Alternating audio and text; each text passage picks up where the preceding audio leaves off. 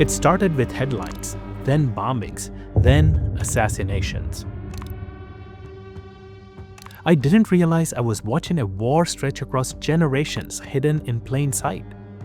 For decades now, Israel and Iran have been basically at war. Not the kind of war with tanks and CNN live feeds, but something more invisible, a shadow war. One that spans continents, operates through spies and proxies, and occasionally lights up Middle East with explosions. And the wild part, most people barely noticed. You've probably seen headlines like Israel strikes Syria or Iran funds Hezbollah and just kept scrolling. But zoom out, and a much bigger, darker story comes into focus. This isn't some local grudge match, it's a decades-long game with nuclear consequences and global players. So, how did these two countries go from allies to existential enemies? Why does 2025 feel like the final act in a thriller that started in the 70s? And how did the rest of us miss the buildup? This is part 1 of a special 2-part series. My name is Sham, and let's unravel this thread.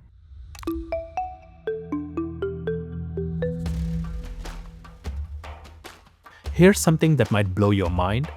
Israel and Iran used to be friends. Seriously. Back in the 1950s and 60s, when Iran was under pro-Western Shah, Mohammad Reza Pahlavi, it was one of the only Muslim-majority countries willing to openly cooperate with Israel. The two countries shared intelligence, engaged in joint business ventures, and Iran provided Israel with a vital lifeline: oil. Iran also saw Israel as a buffer against pan-Arab nationalism and Soviet influence. For Israel, Iran was a rare regional ally in a very hostile neighborhood. It wasn't a love affair, but definitely a strategic bromance. But everything changed in 1979. That's when the Islamic Revolution swept through the Iran, toppling the Shah and bringing Ayatollah Ruhollah Khomeini to power. The new regime wasn't just anti-Western, it was deeply anti-Zionist. Khomeini's ideology cast Israel not just as a rival, but as a satanic entity, literally. Iran began referring to Israel as the Little Satan, with the US as the Great Satan. Overnight, ties were severed, embassies were closed. Iran became a vocal backer of the Palestinian cause, trying to position itself as the leader of the Islamic world. Khomeini's successors carried the torch. Ayatollah Ali Khamenei has repeatedly called for Israel's destruction. Iran's anti-Zionism became not just a policy, but a pillar of its national identity.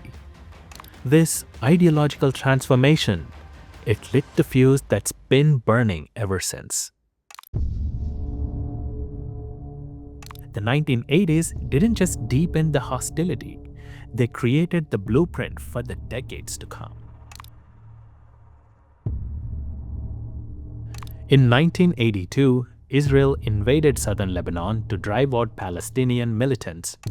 Iran responded by deploying members of its newly formed Islamic Revolutionary Guard Corps, IRGC, to Lebanon. Their mission? Build a Shia resistance force that would fight Israel directly. That force became Hezbollah. With Iranian funding, weapons, and training, Hezbollah rapidly transformed from militia into a powerful paramilitary group. Their mission wasn't just defending Lebanese territory, it was resisting Israel at every turn. They eventually played a major role in forcing Israeli forces out of southern Lebanon by the year 2000. This was Iran's first successful proxy, and it wouldn't be the last. Meanwhile, even as Iran publicly attacked Israel, behind the scenes, something strange happened. During the Iran-Iraq War, Israel secretly sold arms to Iran. Why? Because Iraq under Saddam Hussein was seen as a bigger threat. The whole thing became a part of the infamous Iran-Contra scandal. This moment is important because it shows that even in public enmity, the Middle East plays by its own rules. Alliances are fluid. Enemies can do business, but ideologies, those run deep. And then there was Israel's 1981 strike on Iraq's Osirak nuclear reactor, Operation Opera. Israel took out a nuclear facility before it could be completed, citing preemptive self-defense. Iran took notice. The message was loud and clear. If you even think about getting nukes, Israel will strike first. That single event shaped Iranian nuclear strategy for decades. It also set the tone for how Israel would handle future threats. But while Israel was watching Iran's lapse, Iran was building something else, something far harder to strike. By the 1990s, Iran had mastered its playbook. Don't attack Israel directly. Use proxies. Iran backed Hamas and Islamic Jihad in Gaza. Both groups rejected peace with Israel and carried out suicide bombings and rocket attacks.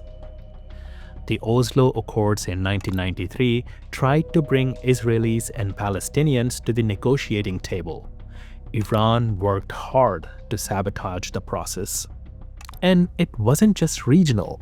In 1994, a Jewish community center in Buenos Aires, Argentina, was bombed.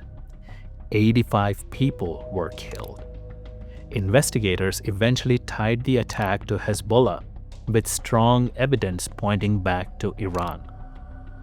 Then came the 2006 Lebanon War. Hezbollah launched thousands of rockets into Israeli cities. Israel responded with brutal air campaign. A month of fighting ended in stalemate. But the message was clear.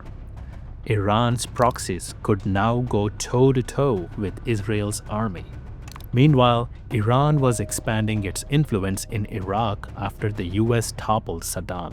Iranian-backed militias started filling the power vacuum, and many of those groups openly declared hostility towards Israel.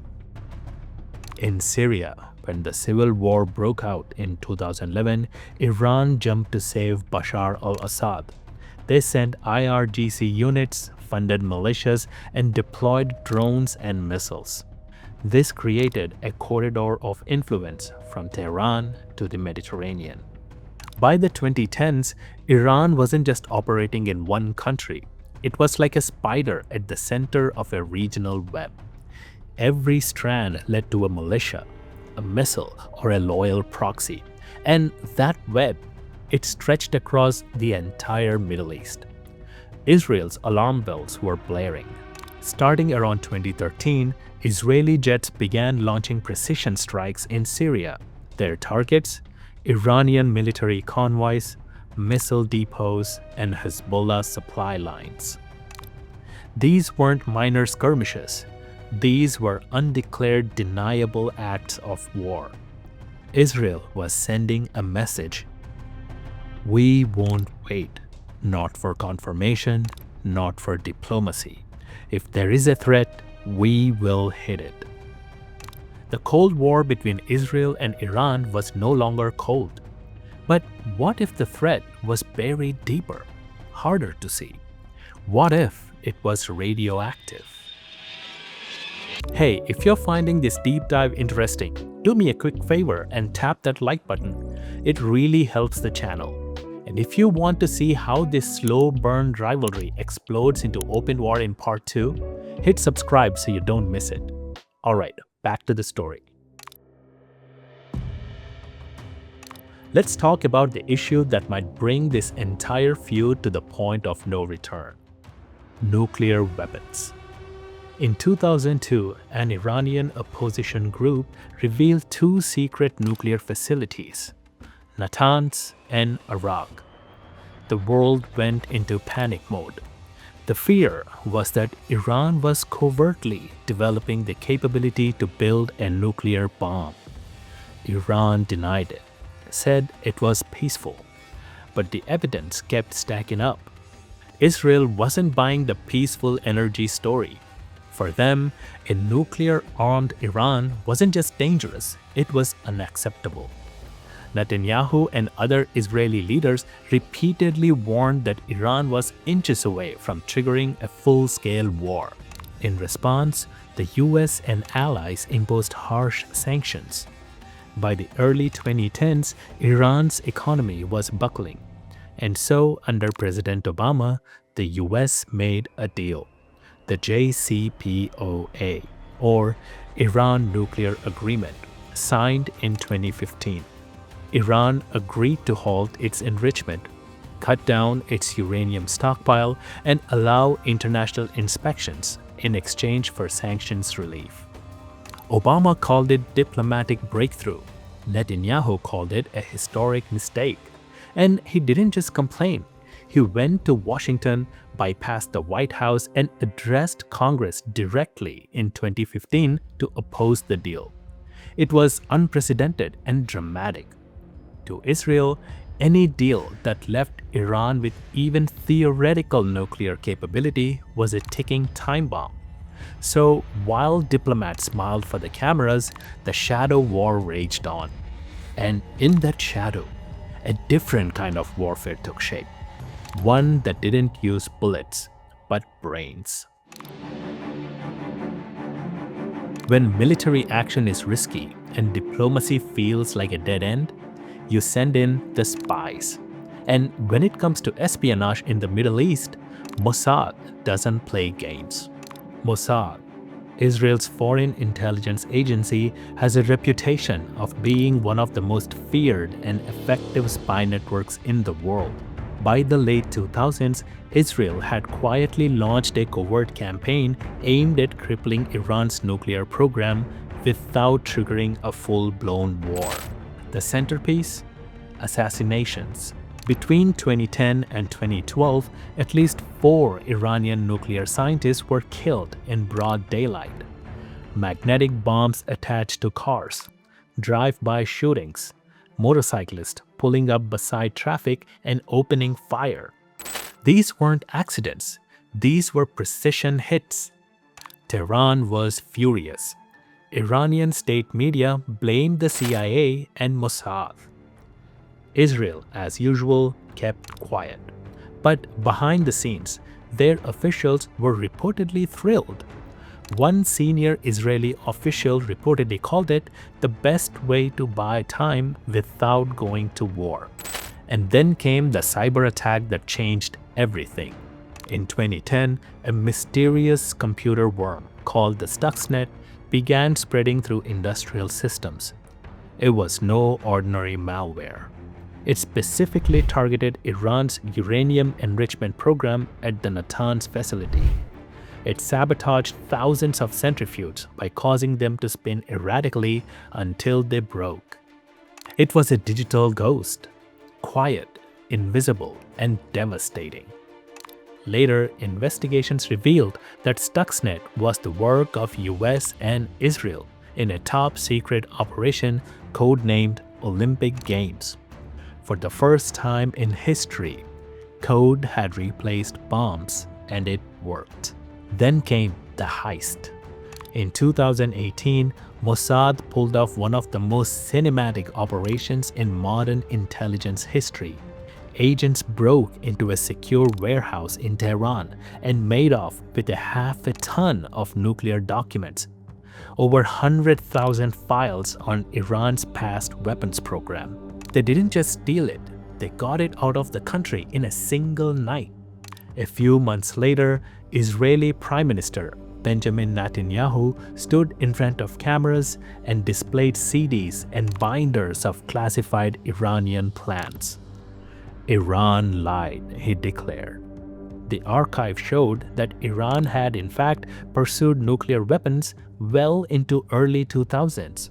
While they halted work in 2003, the knowledge, infrastructure, and ambition were very much intact. All of this, Stuxnet, the assassinations, the document heist, weren't just about delaying Iran's nuclear program. They were also psychological warfare. Iranian scientists began fearing for their lives. Security was ramped up, but Israel had sent a clear message. We know who you are, where you are, and what you are working on, and we can get you.